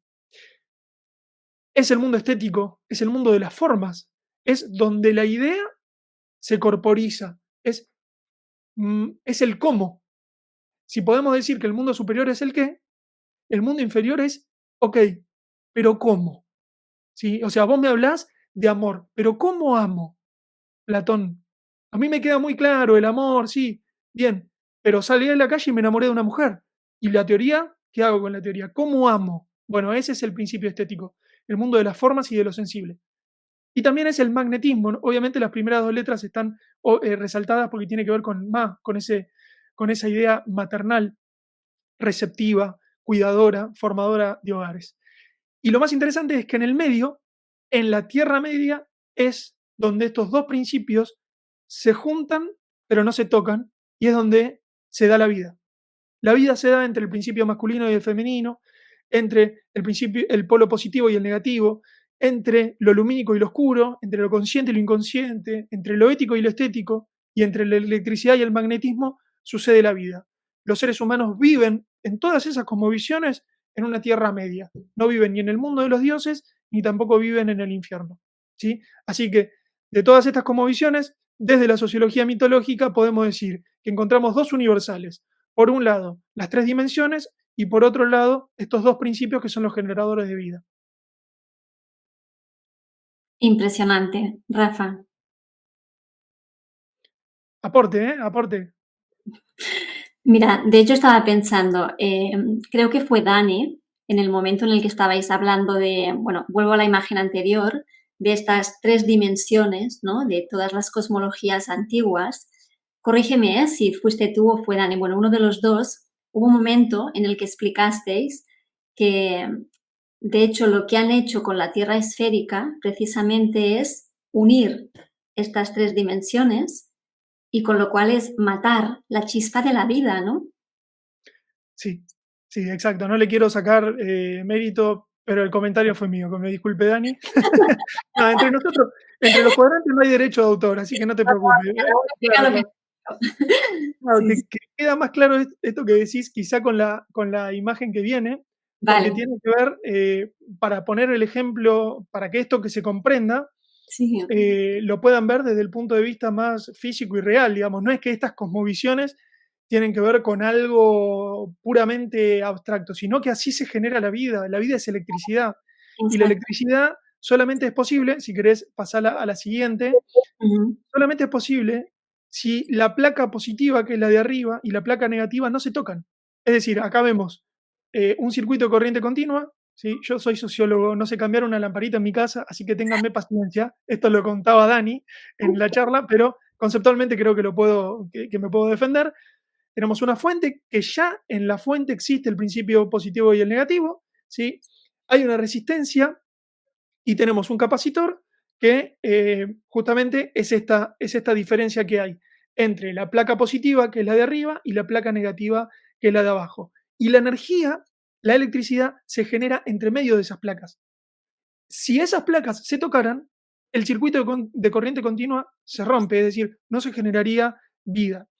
Entonces, la reflexión en ese sentido fue que con la esfera, eso fue en Chile, ahora que me hiciste acordar, creo, la esfera, lo que ellos hicieron fue volver a juntar el cielo y la tierra. Y quizá Exacto. este comentario no tenga mucho sentido ahora, pero lo va a tener a continuación cuando les hable de los mitos. ¿Por qué digo volver a juntar el cielo y la tierra? Porque en algún momento se tuvieron que separar para que exista vida. Entonces, simbólicamente ellos lo que hicieron fue aniquilar la vida en la tierra. Y alguien me podría decir, ¿qué vida? La vida de los individuos y de las comunidades. Eso es lo que eliminan. La creatividad, la trascendencia, el sabernos trascendentes, creativos, transformadores, fuertes, potentes, y no que somos producto de, bueno, de distintas configuraciones, lucha de clases. No, no. Hay otra vida posible. Entonces, Claro. simbólicamente, con la esfera ellos anularon esa posibilidad. Exacto. Bueno, también es la eliminación del mundo de los dioses que tú describías y del inframundo, ¿no? Con lo cual es eliminar la parte también espiritual. Es la eliminación de lo espiritual. Bueno, una de las satisfacciones más grandes que tuve fue cuando caí en la cuenta de que los dioses, que a mí me gustaban mucho cuando era chico y que los dibujaba, existen. Tienen una existencia independiente a la mía. Son energías, obviamente. ¿Cómo? A ver, esto nos vamos a poner un poco pedagógicos y de ciencia de la educación, pero nosotros, como seres humanos, nos sirven los ejemplos, nos sirven las analogías, comprendemos de forma mucho más didáctica cuando, y procuro hacerlo la mayor cantidad de veces que pueda, y los mitos lo que hacen es darles un cuerpo y un nombre a esas energías que no es que tengan un penacho rojo, una lanza y un escudo como Atenea. No. Ahora, es una energía guerrera femenina. Entonces, ¿qué es verdad? ¿Qué es más verdad? ¿Que no existe? ¿O que es una energía guerrera femenina? Bueno, yo me quedo con la versión mitológica. Ahora, lo que es indudable es que esa energía existe y tiene una influencia en nosotros. Que la energía de Júpiter existe y tiene una influencia en nosotros. ¿No será un señor que se llama Zeus o Júpiter? Bueno, no será un señor que se llama Zeus o Júpiter. Ahora, es fenomenológico la influencia de Júpiter en nosotros. Entonces, para mí, como sociólogo, haberle dado un abrazo de nuevo al Olimpo y haberle dicho, muchachos, los extrañaba, fue gratificante porque fue un momento de revelación, ¿no? Decir, "Ah, con razón, me gustaba, me gustaba tanto esto. Había una verdad encriptada". Claro, claro. Bueno, Bueno, la yo pregunta, pregunto, ¿cómo es posible esta coincidencia? ¿cómo es posible esta coincidencia? Porque es lo mismo que decía hace un rato, ¿no? El Sol y la Luna tienen el mismo tamaño, pero son 400 veces más grandes y está 400 veces más lejos. Bueno, a mí no me deja tranquilo. Si a alguien le deja tranquilo esa explicación, no a un acuariano con ascendente en Capricornio. Yo necesito comprender lo que está sucediendo por detrás. No me quedo con, bueno, qué casualidad cósmica, ¿sí? Así que vamos a intentar responder cómo es posible esta coincidencia en lo que queda de la presentación.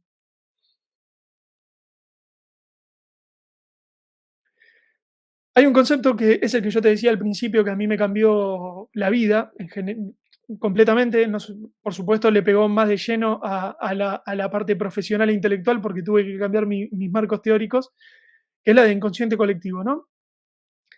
Que nos lo vino a traer este señor, que para mí fue uno de los genios más grandes de la humanidad, que fue Carl Gustav Jung, que tiene una historia apasionante. En mi canal hablo mucho de él para el que le interesa el tema. Su biografía es muy interesante porque él tenía mucho que perder, muchísimo que perder. Era el discípulo de Sigmund Freud, tenía servida en bandeja a Europa para ser el sucesor de el máximo exponente de la psicología en aquel momento, y él, sin embargo, actuó como un héroe y eh, prefirió seguir su intuición y su convicción y su voluntad, y bueno, nos regaló toda esta sabiduría, ¿no?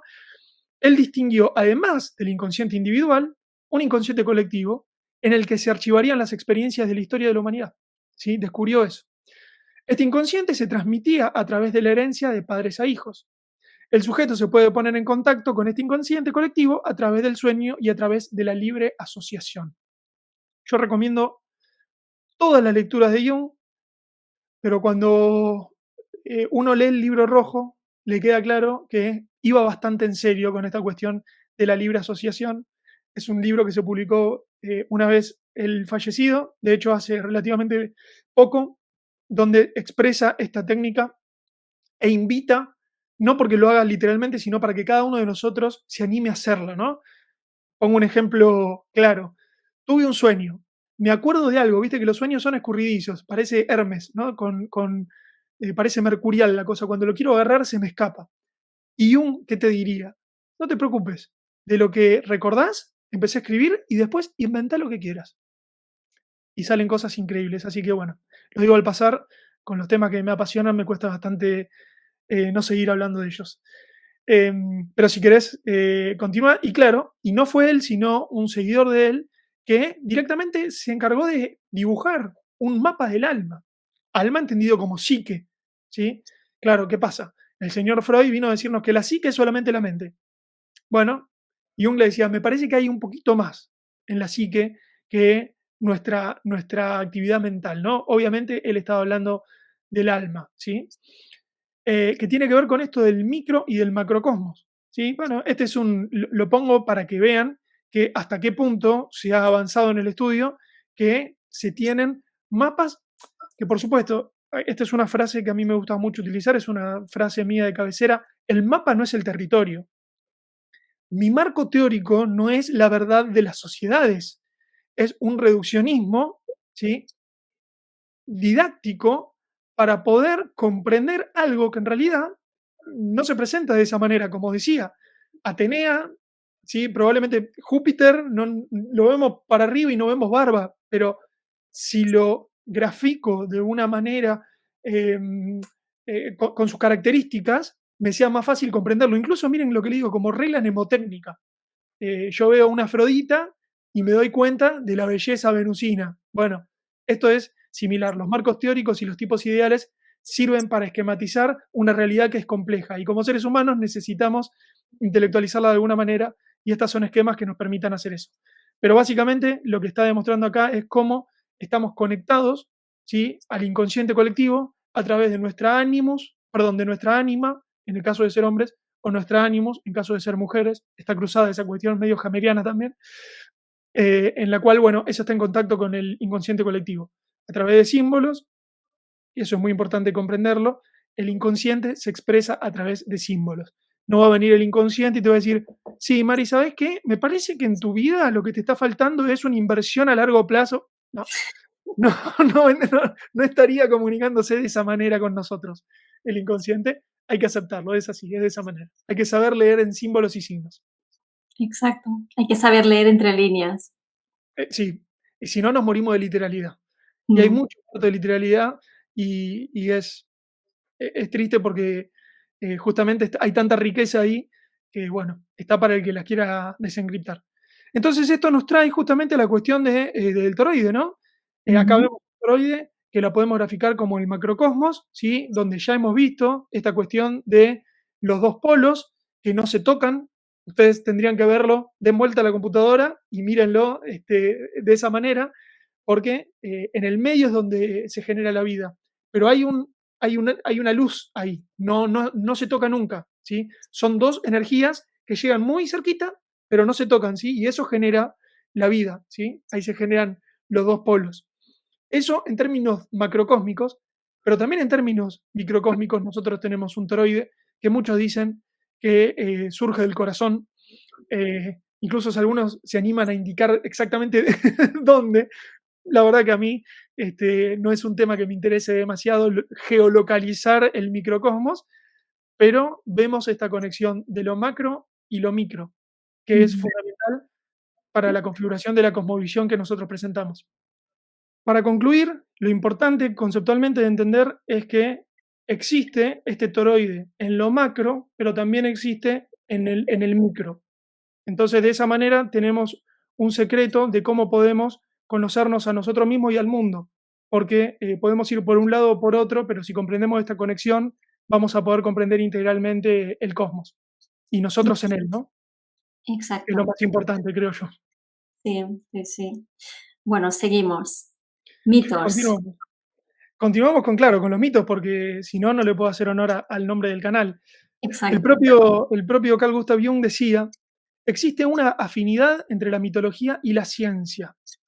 El carácter espiritual de la mitología le permite, como a la ciencia, ver más allá del fenómeno aislado. Un mitologema habla, actúa y sirve por sí mismo, como una teoría científica o una creación musical, y hablando de un modo general, como toda verdadera obra de arte. Esa frase me parece incluso hasta bella, no Sí. solamente por lo profunda, sino por cómo la expresa, ¿no? Ujú. Y fíjate lo que dice a continuación, no en el mismo texto, pero otra frase de él dice: "Toda la mitología puede", y yo le agregaría debe, pero no lo voy a corregir al señor, digo, "toda la mitología puede ser entendida como una suerte de proyección del inconsciente colectivo". ¿Qué nos está diciendo acá? Los pueblos expresan en su mitología al macro y al microcosmos, y la relación entre el macro y el microcosmos, es decir, la relación entre los hombres y los dioses, entre los seres humanos y los dioses. Te hago aquí una pregunta, un inciso. Rafa, ¿tú crees que eh, se puede explicar todo desde la mitología? Se puede explicar todo lo humano desde la mitología, sí. No sé Ujú, si todo lo humano sí, me animaría a decir. ujú, Sobre todo en las mitologías que tienen más registros, em, y por supuesto que tienen más cercanía culturalmente con nosotros. Hay un montón de mitología que a mí me encantaría conocer y que gracias a tu canal o al de Padma he podido acercarme, pero claro, es que no son tan similares a la nuestra. Pero siendo fiel con la premisa que yo mismo propuse, porque si no sería un poquito incoherente, podemos ver los universales que hay y nos damos cuenta que el amor sigue siendo el amor, que la traición sigue siendo la traición, que el deseo sigue siendo el deseo. Es decir, esas cosas, los universales, sí se pueden explicar con la mitología. Pero mucho más interesante, Mari, es decir que nosotros podemos hacer mitología. No es algo muerto, no es mm, algo que ya está escrito. Nosotros hacemos mitología todos los días porque somos artistas y porque eso es lo que nos diferencia de la naturaleza, nuestra creatividad y nuestro libre albedrío. Entonces, lo interesante no es solamente comprender esa mitología, sino hacer nueva. Y yo creo que ese también es algo que estamos haciendo desde el movimiento Tierra Plana en general y bueno, y en mi caso, desde cuadrantes y sociología mitológica. ujú. Muy bien. Entonces, podemos decir que los mitos son verdades encriptadas que se adaptan a las épocas y a las diferentes regiones, son aspectos desconocidos de la verdad de ciertos entes, es un esfuerzo humano colectivo por actualizar y comprender una verdad ascendente. Hay una frase de Juan Domingo Perón que decía que los mitos son cómo la humanidad humaniza sus presentimientos. A mí me pareció una frase increíble esa, porque es algo que es inefable, porque pertenece a un mundo etérico, esotérico, y sin embargo con el mito yo estoy humanizando un presentimiento, ¿no? Es otra forma también de decir lo mismo. Ujú, Y los mitos hacen consciente lo inconsciente, justamente, ¿no? Lo que nos decía Jung. Entonces, un Olimpo amplio, ver una gran variedad de dioses, es una psiquis amplia, tanto individual como colectiva, porque los pueblos también tienen sus propios argumentos arquetípicos, astrológicos, numerológicos, cada uno desde la mancia que más le guste, que son todo el lenguaje del universal, ¿no? ujú, Y por último, preparé 3 mitos para ver si se cumple esta cuestión de encontrar lo universal en lo particular o en lo cultural. Y llegamos a uno que es ineludible, que es el Génesis 1:1 de la Biblia judeocristiana, que dice: "Entonces Dios dijo, que haya un espacio entre las aguas, para separar las aguas de los cielos de las aguas de la tierra. Y eso fue lo que sucedió. Dios formó ese espacio para separar las aguas de la tierra de las aguas de los cielos, y Dios llamó al espacio cielo". Esta es la primera cosmogonía, ujú, la separación del cielo y la tierra. Tenemos este mito, que es el de Urano y Gea. En la parte superior de la imagen lo tienen a Urano, que es el cielo, y Gea, que es la tierra, y ellos estaban en un acto sí, en un acto copulatorio incesante, en un acto amoroso, para no ser tan frío. Lo que pasa que de amor no sé si había mucho, porque hoy se diría que no había tanto consentimiento, pareciera, porque parece que Urano no se separaba de Gea, y al no separarse de Gea no permitía que florezca la vida. Es decir, la progenie que tenía Gea en su interior, que eran los dioses, no podían salir a la luz porque no había lugar, simplemente. Entonces, a continuación, si querés, la lámina que viene muestra cómo Gea, que está a la derecha, se alió con su hijo Cronos, Saturno, el tiempo, básicamente, que con su guadaña corta los genitales de su padre, que es el cielo, y obviamente hace que éste se aleje de su madre. Eso lo que genera es que el tiempo hizo posible la separación del cielo y la tierra, generando de esa manera el inicio de la vida.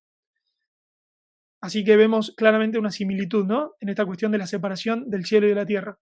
Pero para no quedarnos solamente con lo occidental, se me ocurrió buscar en una isla del Pacífico y llegué a la tradición maorí, que es la de Papa y Ranchi. Papa es el cielo, Ranchi es la tierra, es el mismo arquetipo, están unidos en un acto constante amoroso y no permiten la generación de vida hasta que el hijo de Ranchi, el dios de los bosques en este caso, fue el que permitió la separación del cielo y de la tierra. En este caso no fue tan trágico como suelen ser nuestros amigos griegos y no hubo corte genital y además dice el mito que gracias a esto y gracias a que las placas del circuito quedaron lo suficientemente cerca, se generó también la posibilidad de vida, ¿no? Entonces vemos con estos tres mitos que están muy lejos uno de los otros.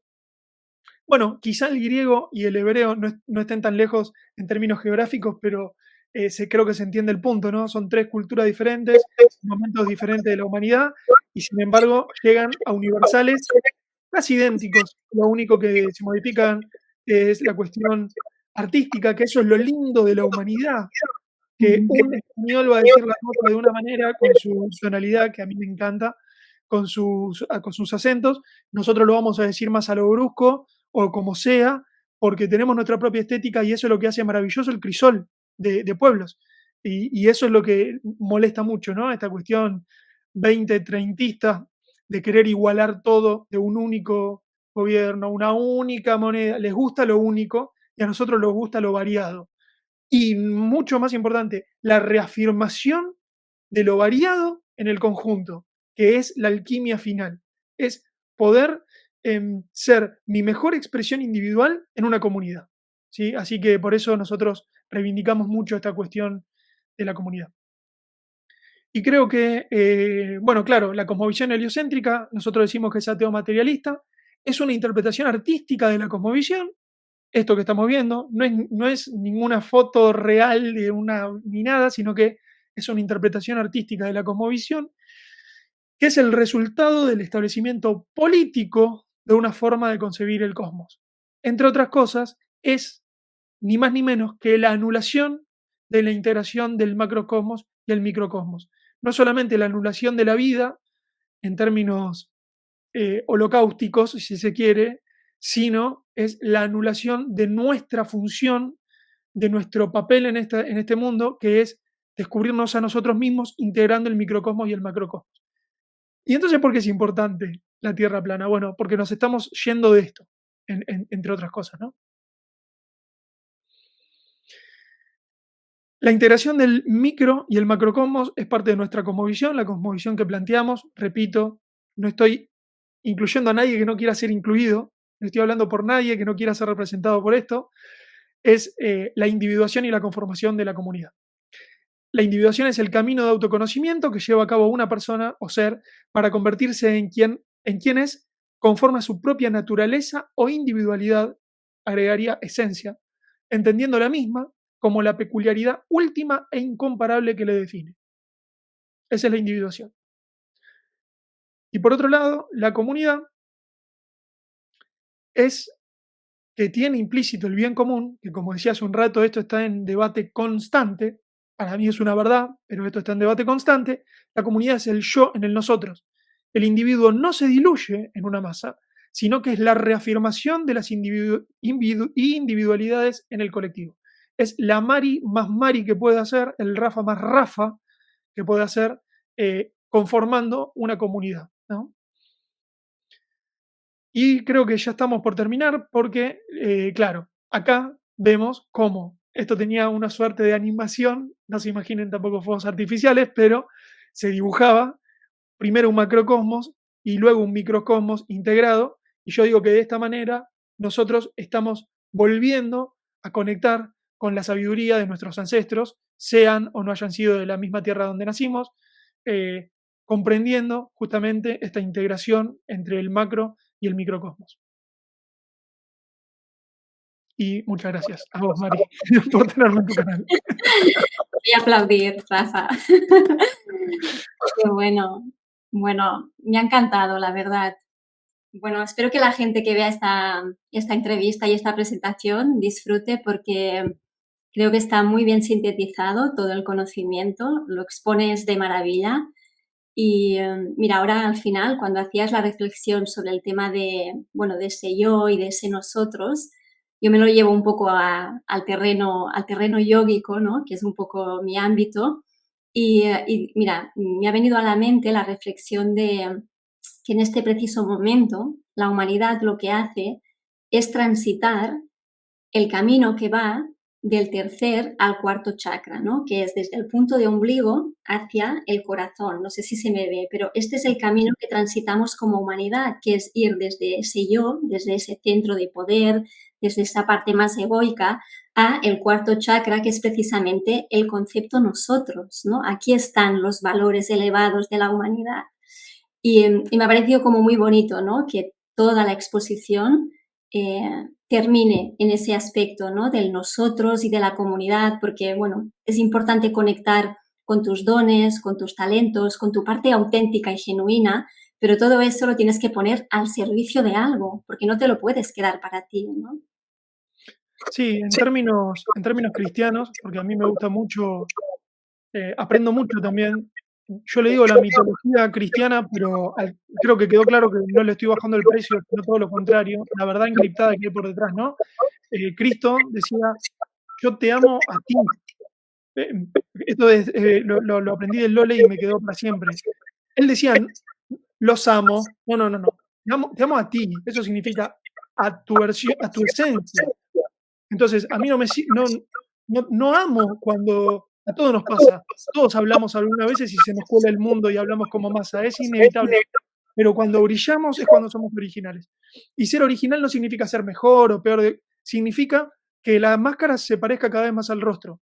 Entonces, en ese te amo a ti, en esa parábola, que por ahí pasa desapercibida, para mí hay mucho de nuestra cosmovisión, que es una cosmovisión cristiana. No católica, no institucional, pero sí cristiana. Cristiana porque por esa sabiduría crística, ¿no? No haya sido un tipo que caminó hace 2020 y pico de años en Palestina, no es el punto este.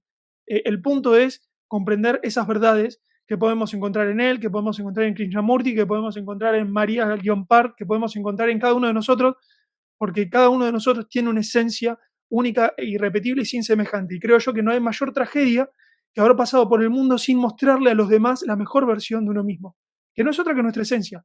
Y lo más particular del caso es que cuando le encontramos y le perdemos el miedo, empezamos a brillar de una manera muy particular y realmente es muy disfrutable para los demás, ¿no? Em, y mira, se me vino a la cabeza una frase de un escritor argentino que se llamaba Fontana Rosa, el negro Fontana Rosa, que escribía sobre fútbol, era un tipo que escribía muy llano, pero cosas muy profundas, y dice que el hijo contó que su papá lo único que le deseó en la vida es que cuando él se acerque, sus amigos sonrían. Y me parece que es una definición increíble. Te deseo que cuando tus amigos te vean llegar, te reciban con una sonrisa. Y eso sucede cuando cada uno es la mejor versión de cada uno. Ahora, y con esto cierro esta conclusión. ¿Es un camino de rosas? No, es que siempre digo, ¿no? Esas frases lindas, cursis, escritas en los papeles, en los paquetes de azúcar. No, no, el autoconocimiento está repleto de espinas, repleto. Pero ahí va la actitud heroica para alargarnos en esa aventura que sin duda es la mejor de todas. Exacto, no, no, sin duda es un camino que requiere, yo siempre lo digo, requiere mucho coraje y mucha valentía, ¿no? Porque hay que ser como muy valiente para enfrentarse a todas las creencias con las que hemos sido educados y darte cuenta de que, bueno, de que todo aquello que creías era, bueno, o casi todo era una mentira y que tienes que volver a reconstruirte de nuevo. No es fácil, ¿no? Es un camino que requiere mucha valentía. Rafa, no te quiero robar mucho más tiempo, pero para concluir, para cerrar, me gustaría que, bueno, un poquito como reflexión final, porque sé que eres un ser reflexivo, me gustaría que bueno, si yo te preguntara de todos los valores universales que existen, ¿cuáles son para ti los más importantes? Los que a ti realmente te hacen sentir bien contigo mismo, los valores con los que más resuenas, ¿cuáles son? Sin demasiada duda, la justicia. Ujú, La justicia con mayúscula, la justicia de a cada uno lo que le corresponde, y el honor. Si tuviese que quedarme con alguna, sería con esas 2, porque son 2 principios, 2 valores que se expresan en principios rectores. Si yo soy justo y honorable conmigo mismo, luego puedo ser justo y honorable con el resto. Y me parece que son 2 valores muy, muy importantes del cual se desprenden todo el resto, ¿no? Como pueden ser, bueno, no sé, todos los valores deseables, pero yo me quedaría sin dudas con la justicia y con el honor. Creo que sin eso es imposible, primero en lo individual, pero luego en lo social. Y hoy por hoy vivimos en un mundo que nos seguimos preguntando si la justicia social es algo que, de hecho, el presidente de Argentina dice que es un crimen, para darte una idea de que no está para nada saldada la discusión. Bueno, acá hay muchos que lo vamos a seguir defendiendo siempre. La justicia y el honor para mí son primordiales. ujú. Muy bien. Bueno, no quiero terminar esta entrevista contigo sin recordarle a todas las personas o a todos los seres que nos estén viendo que, bueno, se suscriban sobre todo a tu canal, el canal de Sociología Mitológica que está en YouTube y que también se den un paseo por este proyecto y este canal que sé que también para ti es muy importante, el de Cuadrantes, este canal que tienes junto con, bueno, si quieres comentarnos un poquito Sí, brevemente también en qué consiste este proyecto, junto a Dani Márquez, a Lole y al doctor Mate. exactamente. Sí, es el canal político que tenemos, político porque estamos los cuatro, Ujú, en el amplio sentido de la palabra y también en el micro en el que ustedes quieran. Es un canal que no tiene la frecuencia que nos gustaría que tenga, pero bueno, somos cuatro con cuatro realidades. Pero no es tanto lo cuantitativo, sino lo cualitativo, creo yo. Ahí cuando nos juntamos salen unos lindos recitales, cada uno con su estilo. Así que sí, es un canal muy importante para mí. Y también déjame recomendar el proyecto que tengo con Lole Arcoiris, que se llama La Puerta 13, que es un ujú, proyecto que para mí es mucho más interesante de lo que puedo expresar. Para mí es muy importante.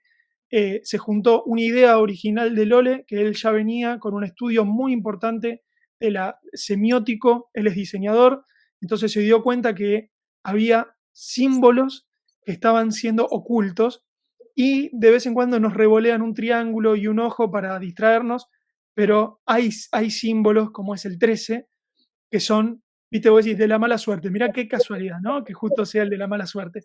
Así que se juntó eso con mi marco teórico y mi Saturno y parimos este proyecto que lo pueden encontrar si lo googlean.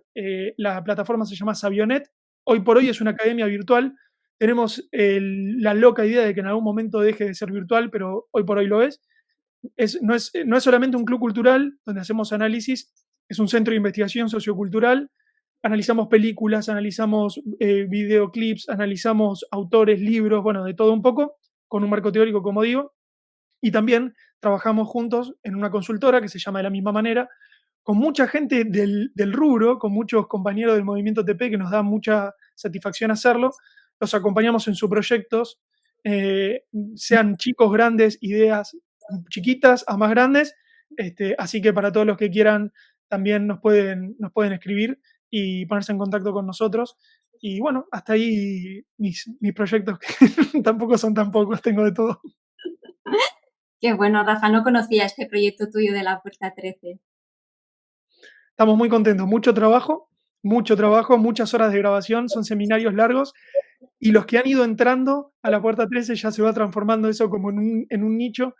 Creemos que es una clave para desencriptar la cultura. Nosotros decimos que es eh, casi para nosotros nos gusta hablar del programa, del videojuego, de la obra, y claro, hay muchas claves que nos pueden permitir desentrañar esas cuestiones que se nos van apareciendo, ya no en películas, sino en la vida real.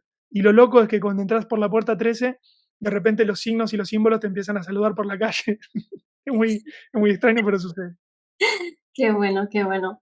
Bueno, Rafa, mil gracias por haber asistido hoy a mi canal, por haber compartido, bueno, tus conocimientos sobre sociología, sobre mitología, sobre, bueno, todo este cuestionamiento cosmológico que nos une, que compartimos. La verdad es que es una maravilla descubrir que dentro del movimiento Tierra Plana hay seres como vos.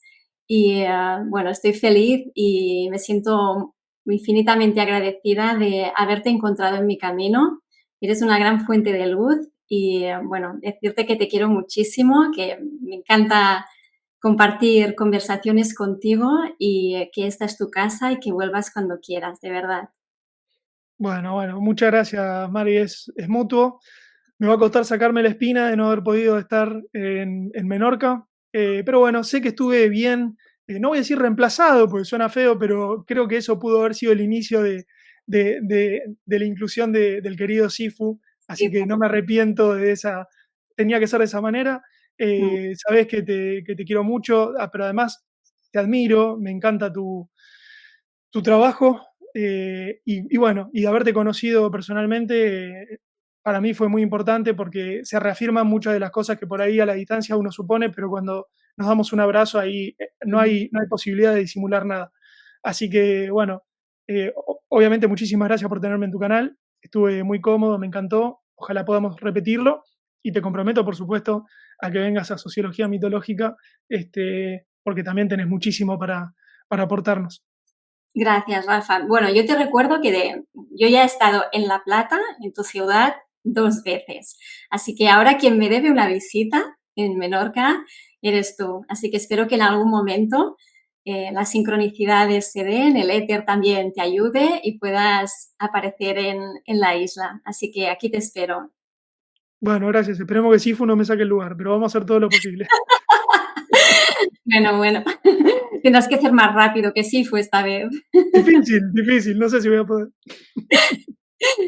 Bueno, Rafa, pues mil gracias por haber estado en el canal y seguimos en contacto y de verdad, gracias por todo. Gracias a vos, Mari. Un abrazo Gracias. grande. Un abrazo.